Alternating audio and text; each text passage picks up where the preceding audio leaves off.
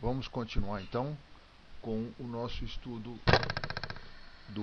da conservação de água pelo organismo, conservação de água por efeito do rim, como nós havíamos começado a discutir no primeiro vídeo. Então a nossa ideia é mostrar que o rim, apesar de produzir urina, ele, em determinadas condições, ele conserva água. Eu só gostaria de repetir nesse segundo vídeo que esses dois vídeos que vocês vão ver, eles se dedicam a estudantes que já têm um curso prévio de fisiologia renal e então alguma coisa, vamos dizer, mecanismos básicos de funcionamento da função renal são conhecimentos pré-requisitos para que o aluno possa aproveitar melhor esse vídeo. Mas de qualquer maneira, como eu já disse, mesmo que o aluno não tenha esse pré-requisito, ele ainda alguma coisa ele pode aproveitar. Então vamos continuar do ponto onde nós paramos, e nós havíamos começado, ou pelo menos já definido inicialmente, o chamado clearance osmolar, e vamos tentar entender melhor da onde vem esse termo e da onde vem esse parâmetro, o clearance osmolar. O que nós sabemos que no indivíduo normal, o indivíduo que está numa atividade normal, não está fazendo nenhum exercício em excesso, nem está em restrição de alimento e assim por diante, ou seja, um indivíduo com a sua atividade diária normal, um indivíduo sexo masculino, jovem, nem muito gordo, nem muito magro, um peso normal. Então nós vamos admitir, isso já é demonstrado, que o ritmo de produção diária de osmoles, de substâncias osmoticamente ativas pelo organismo, que inclui também aquelas substâncias que vêm da dieta, da alimentação, esse ritmo pode ser definido como 650 miliosmoles por dia. Evidentemente isso varia de indivíduo para indivíduo, mas nós vamos agora usar como padrão esse valor para o nosso voluntário, que agora nós vamos chamar de João, para facilitar a descrição. Então o João produz diariamente 650 miliosmoles e evidentemente ele tem que eliminar, e essa eliminação é essencialmente pelo rim, ele tem que eliminar esses 650 miliosmoles. Uma parte menor é eliminada pelas fezes, mas as fezes eliminam essencialmente substâncias que não estão dissolvidas, são substâncias, são fragmentos de alimentos e etc. Não são solutos. A maior parte dos solutos, a grande maioria dos solutos é eliminada realmente pelo rim. Então, existe um ritmo de produção diária de 600 miliosmoles e um ritmo igual de eliminação renal desses mesmos 650 miliosmoles. Vamos nos concentrar agora no trabalho do rim, que é a eliminação desses 650 miliosmoles todos os dias. Se nós dividirmos agora esse valor, 650, por 1440, que é o número de minutos que nós temos num dia, nós vamos obter 0,451 miliosmoles por minuto. Esse valor é o ritmo de eliminação renal de osmoles. E esse ritmo de eliminação renal de osmoles não depende da ingestão de água. Ou seja, tanto o João bebendo muita água, como na condição 1, como o João em restrição de água na condição 2, ele produz 0,451 miliosmoles por minuto, independente, portanto, da ingestão de água.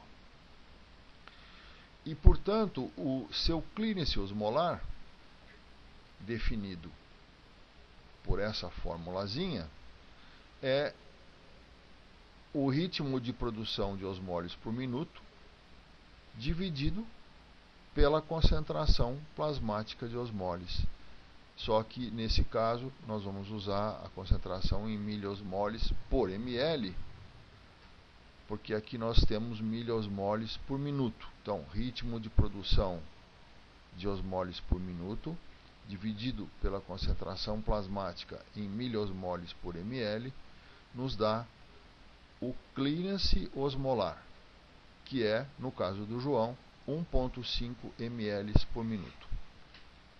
Então, tanto faz fazer a conta desse jeito, usando a concentração plasmática em miliosmol por ml, dessa forma que nós fizemos, mas também nós podemos colocar aqui a osmolaridade urinária multiplicada pelo volume urinário e dividido pela osmolaridade plasmática. Se a osmolaridade urinária e a plasmática forem expressas na mesma unidade, não há necessidade de passar para miliosmol por ml. Qualquer unidade de osmolaridade funciona, porque as unidades se cancelam no numerador e no denominador. E como nós vimos, então, o clearance osmolar é o volume virtual de plasma totalmente depurado de osmoles ou moléculas por minuto. Este clearance osmolar é fixo. Ele não depende da ingestão de água.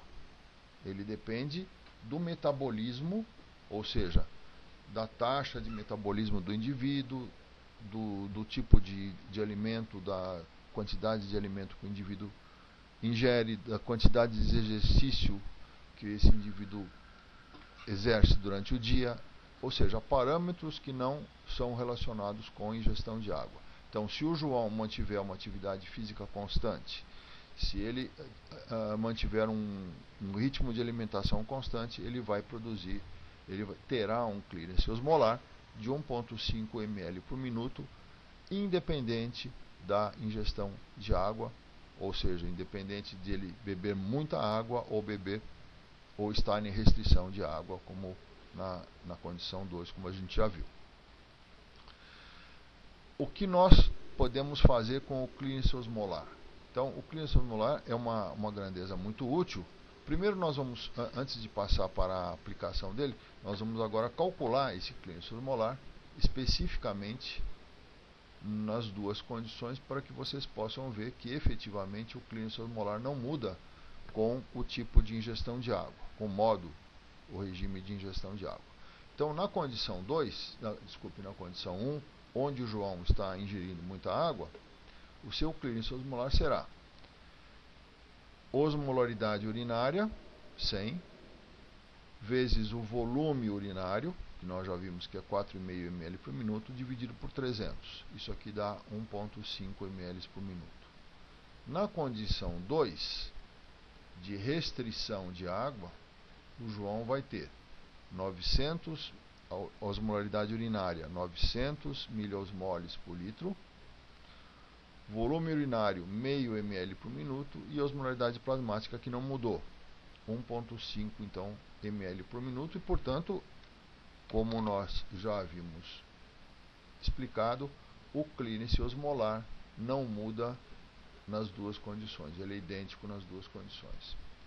E agora nós vamos aplicar o conceito de clearance osmolar para redefinir ou explicar de uma outra maneira o chamado clearance de água livre, que nós já vimos descrito no primeiro vídeo.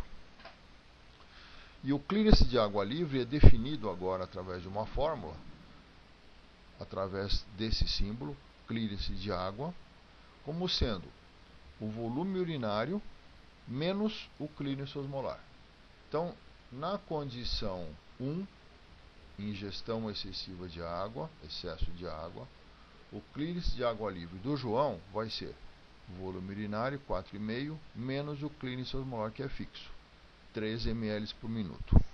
E aqui vocês podem ver que esse valor ele está perfeitamente de acordo com o valor de 3 ml por minuto que nós obtivemos, não necessariamente aplicando a definição de essa fórmula, mas simplesmente dividindo este volume de água em excesso que estava na urina, 600 ml, por 200 minutos, que foi o tempo necessário para produzir esse excesso de água.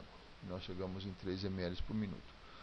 A diferença é que agora nós temos uma maneira mais fácil, não há necessidade de fazer todo esse raciocínio, nós simplesmente vamos subtrair o volume urinário ou melhor, vamos fazer a subtração, volume urinário menos o clearance osmolar. No caso, ou melhor, na condição 2, onde o João estava em restrição de água, nós temos que o ritmo de conservação de água, só voltando a analisar aqui, então o João ele conservou 200 ml de água durante um período de 200 minutos, porque nós tivemos que adicionar 200 ml de água para restaurar a urina do João a 300 miliosmoles por litro, que é a osmolaridade plasmática. Então ele conservou água a um ritmo de 200 ml de água em 200 minutos e, portanto, a um ritmo de 1 ml por minuto. Para que a gente não tenha necessidade de fazer todo esse raciocínio, existe então a definição do chamado TC de água livre, ou TC de água, mais precisamente, onde T significa transporte tubular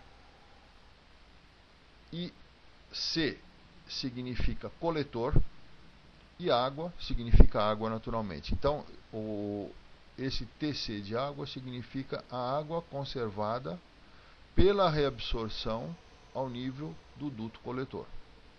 Isso é vamos dizer, uma tradição, um costume em fisiologia renal, sempre usar a letra T para algum local, para o túbulo, alguma coisa que acontece no túbulo. A letra P nós usamos para plasma, a letra U nós usamos para urina. Então, o TC de água é definido agora como o contrário do clearance de água livre. Ele é o clearance osmolar menos o volume urinário. Qual é o clearance osmolar do João? 1,5. O volume urinário do João em restrição de água é 0,5. Portanto, o TC de água é 1 ml por minuto. Isso significa que o duto coletor do João está conservando água através do mecanismo que você já conhece, hormônio antidiurético, não vamos entrar nessa história. Então, o duto coletor do João está conservando água a um ritmo de 1 ml por minuto. E para terminar então esta série, esses 2 vídeos, eu acho que vamos ficar realmente nos 2 vídeos, eu queria analisar a situação 1, a condição 1, queria fazer uma análise um pouquinho mais completa do que acontece no caso do João, que estava com excesso de água, porque ele estava evidentemente ingerindo uma grande quantidade de água, e por causa dessa ingestão excessiva de água, a osmolaridade do João passou de 300 para 295 miliosmoles por litro. Se nós dividirmos agora, então, essa diferença de osmolaridade, 5 miliosmoles por litro, se nós multiplicarmos pelo volume de água do corpo do João, que é de 42 litros, significa 60% do seu peso de 70 kg. Multiplicando o déficit de osmoles pelo volume total, nós vamos ter então um déficit relativo de osmoles de 210 miliosmoles. Dividindo esse déficit por 298, nós vamos ter então um excesso de água de 705 ml. Infelizmente nós não vamos poder continuar esse raciocínio, mas eu gostaria de vocês analisassem um pouquinho esta fórmula e basicamente o que eu teria para dizer aqui nesse finalzinho do vídeo eu vou aplicar nessa fórmula. E na realidade vocês não usem o número de 298 aqui, por favor, mas usem o número de 295, que é a osmolaridade correta que eu usei. Esse número de 298 foi de um cálculo anterior. Então aqui é 295. E muito obrigado pela